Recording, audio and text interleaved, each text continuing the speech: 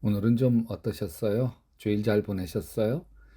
추석 명절이 이제 막 시작되어서 많이 분주한 하루 되시지 않았나 싶네요. 고단했던 하루, 자 지금 잠자리 들기 전에 먼저 조용히 하나님과 교제하는 정시 기도를 드리십시다. 창세기에 야곱은 참 광야 같은 인생을 살았어요. 쌍둥이 형 에서가 죽이려고 해서 도망 다니기 시작한 것이 불행의 시작이죠. 삼촌 라반의 집으로 도망갔지만 말이 삼촌이지 남보다 더 교활하고 사악합니다. 야곱을 속여 라헬을 이용해 14년을 공짜로 부려먹습니다. 야곱이 라반의 집에서 소떼 양떼를 치는데 약속한 것을 10번이나 바꿉니다. 야곱을 철저히 이용해 먹은 거죠. 그래도 하나님이 도우셔서 야곱이 자기 재산을 많이 이루죠. 그러자 시기와 질투가 난 라반이 이제 야곱을 죽이려고 합니다. 결국 야반 도주하게 돼요. 목숨 건지죠. 야곱이 요셉을 끔찍이도 사랑했어요. 사랑하는 라헬이 죽고 난 뒤에 유일한 낙이 요셉이었죠. 그런데 다른 자식들이 시기해서 요셉을 애굽 노예로 팔아버려요. 요셉이 죽은 줄만 알고 야곱은 아무 행복도 없이 쓸쓸하게 늙어만 갑니다. 분명히 하나님이 돌베개 베고 잠자던 야곱에게 사닥다리 꿈에 나타나셔서 내가 너와 함께하리라 약속하셨는데도 야곱이 인생이 광야예요. 이런 생각 들지 않아요? 하나님이 함께 하시면 뭐하나? 하나님이 동행하시면 뭐하나?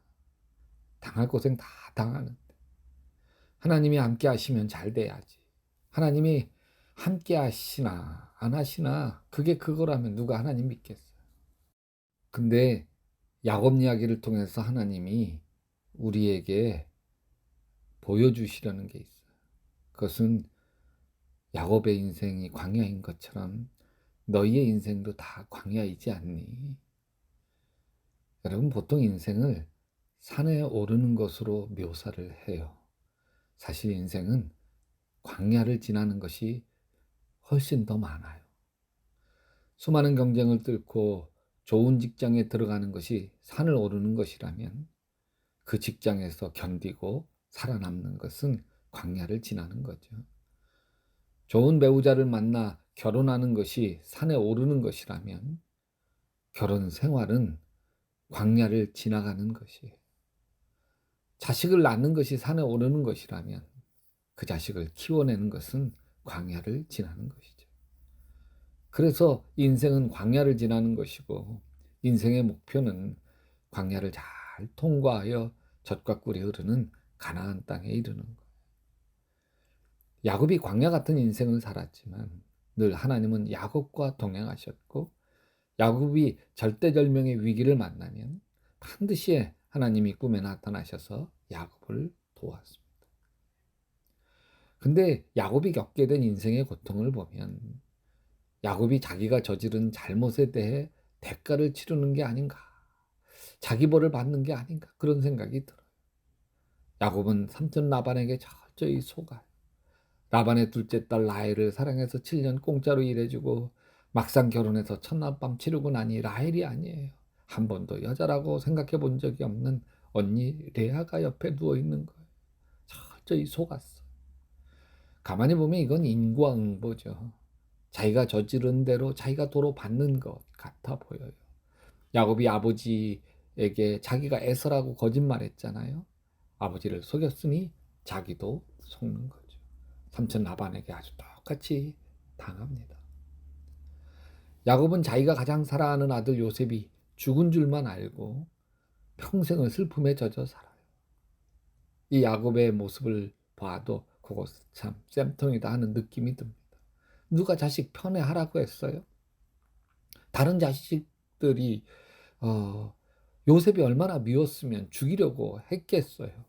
다른 형제들이 요셉을 미워한 건 다 아버지 야곱 때문 아니었을까요? 아버지 야곱이 요셉만 편애한 것이 아니에요. 그 어머니 라헬도 편애했잖아요.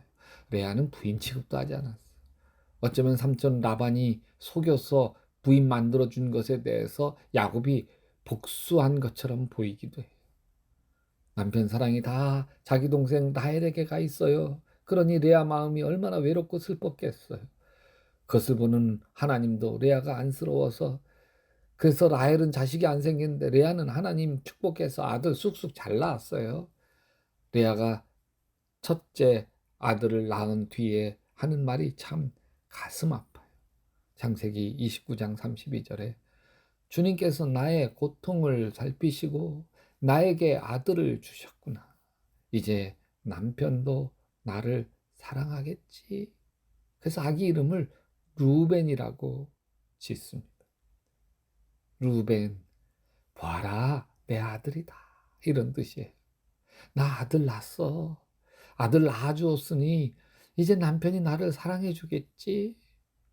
아들 이름에 엄마의 서러움이 배어 있어요. 또 레아가 둘째 아들을 낳고 이름을 시므온이라고 짓습니다. 듣는다, 이런 뜻이에요. 여호와께서 나의 괴로움을 들으셨다, 이런 뜻이에요. 남편 사랑 못 받는 여인의 그 고통과 괴로움을 들으셨다. 셋째 아들 이름을 레위라고 했어요.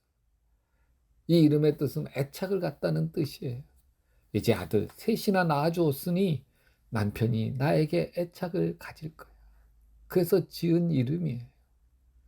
아들들이 자라면서 자기 이름이 이상하잖아요. 엄마의 서러움과 한이 자기 이름에 담긴 것을 알잖아요.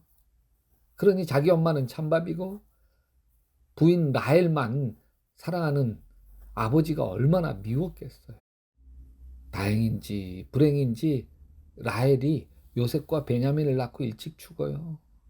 이제 아버지가 내 어머니 레아를 사랑해 주시라 했더니 웬걸 요셉만 애지중지하는 거예요. 그래서 요셉을 제거한 거죠.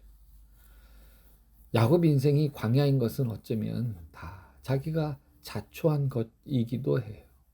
자기가 잘못한 것에 대해서 철저하게 대가를 치르고 있는 것처럼 보이기도 하죠. 근데 여러분, 야곱이 광야 인생을 살게 된 것이 비록 야곱의 허물일지라도 하나님은 그 허물조차도 축복으로 바꾸어 가시는 놀라운 하나님이신 것을 볼 수 있습니다. 결국 요셉, 그 편애했던 노예로 팔려갔던 요셉을 통해서 광야 같은 인생을 살아간 야곱을 주님이 마음껏 축복해 주시지 않나요? 주님, 우리의 인생이 광야입니다. 광야를 지나가는 길에 주님, 내 허물로 자초한 내 인생의 불행 왜 없겠습니까? 그럼에도 불구하고 여전히 나를 사랑하시고 나를 축복하시고 나를 인도하시는 주님을 찬양합니다. 예수님의 이름으로 기도합니다. 여러분도 계속 기도하시다 예수님 품에서 예수님 꿈꾸시기 바랍니다.